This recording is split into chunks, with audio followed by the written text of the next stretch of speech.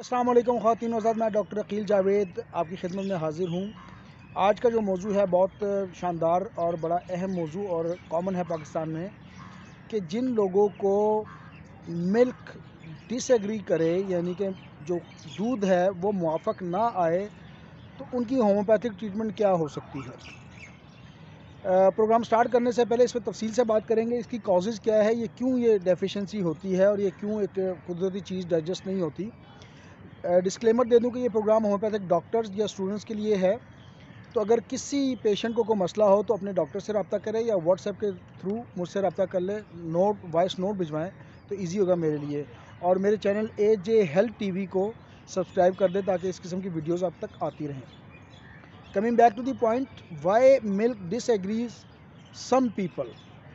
तमाम लोगों में डेफिशिएंसी नहीं होती, कुछ लोगों में ये प्रॉब्लम रहती है। तो उन लोगों के लिए प्रोग्राम है, वो इसको देखें, सुनें और अपने दोस्तों से शेयर करें। इंशाल्लाह ताला एक सिंगल रेमेडी बताऊंगा, वो इंशाल्लाह इस प्रॉब्लम को हल कर देगी।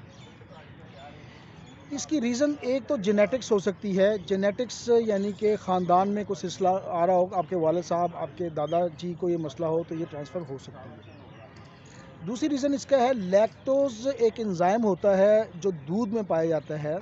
ये 5 साल के बाद बनना ख़त्म हो जाता है तकरीबन, और इसकी कमी की वजह से लैक्टोज़ एंजाइम अगर ना बन पाए तो ये डेफिशिएंसी हो जाती है। उसके बाद अगर मिल्क, दूध या दूध से बनी हुई चीज़ें आप पेशेंट को देते हैं तो स्टमक उसको नहीं लेता, उसको मतलब उल्टी की शक्ल में, कै की शक्ल में, डायरिया की शक्ल में, ब्लॉटिंग गैस की शक्ल में बाहर फेंक देता है।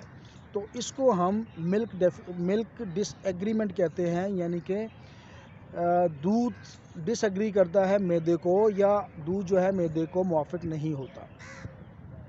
ये होगी इसकी रीज़न्स, वजूहात। अच्छा, इसमें होता क्या है कि जो आपकी कॉलन है, जो बड़ी आंत है, ये उस पर रिएक्ट करती है, उसकी वजह से फिर गैस, ब्लॉटिंग और नोज़िया, वॉमिटिंग और इस किस्म के मामला स्टार्ट हो जाते हैं। तो हम आपको बताएंगे कि इसका होम्योपैथिक ट्रीटमेंट क्या है। उससे पहले मैं थोड़ी सिम्टम्स पे बात कर लूँ कि ये जो मेडिसिन मैं बताने जा रहा हूँ थोड़ी देर में इंशाल्लाह आपकी स्क्रीन पे भी आ जाएगी। उसकी सिम्टम में ये होता है, एक तो मिल्क डिसएग्री करता है, इनएबिलिटी टू डाइजेस्ट होता है। उसकी वजह से होता क्या है कि अगर डायरिया हो तो वो स्टूल ऐसे ही पास होता है, यानी कि अनडाइजेस्टेबल जो खुराक आप खाएंगे वो आपको स्टूल में नज़र आएगी। तो इस किस्म का और ग्रीनिश किस्म का इसका मतलब डिस्चार्जेस होंगे कि पखाने में या स्टूल में ग्रीन किस्म का कलर शामिल हो जाएगा। और मज़े की बात है, इसके पेशेंट को अगर मतलब इस वजह से डाइजेस्टिव ट्रैक की वजह से प्रॉब्लम हो तो बुखार अगर हो तो उसको प्यास नहीं लगती। प्यास वैसे पल्साटीला में भी नहीं लगती, और पल्साटीला की भी जो स्टूल होते हैं वो ग्रीनिश भी होते हैं और येलोइश भी होते हैं, लेकिन इसमें भी पेशेंट को प्यास नहीं लगती अगर उसको बुखार हो जाए। तो ये मेडिसिन कुछ नहीं है, ये मेडिसिन एथूज़ा के नाम से मेडिसिन है। आपकी स्क्रीन पे इसको स्पेलिंग में डिस्प्ले कर देता हूँ। ये होती क्या है, ये एक धनिया, ये तस्वीर भी मैं आपसे शेयर कर लेता हूँ इसकी। ये धनिया की तरह का एक पौधा होता है। अगर हम पाकिस्तान में इसको यूँ समझे कि ये धनिया है, ये धनिया की तरह पौधा है, और या चर्च की तरह इसकी मतलब जो प्रॉपर्टीज़ है वो चर्च की तरह, यानी कि नशा भी ये कर सकता है। तो ये है बेसिकली, ये कब्ज़ के लिए भी इस्तेमाल होता है, डायरिया के लिए भी इस्तेमाल होता है, लेकिन कंडीशन यही है जो मैंने आपको बता दी।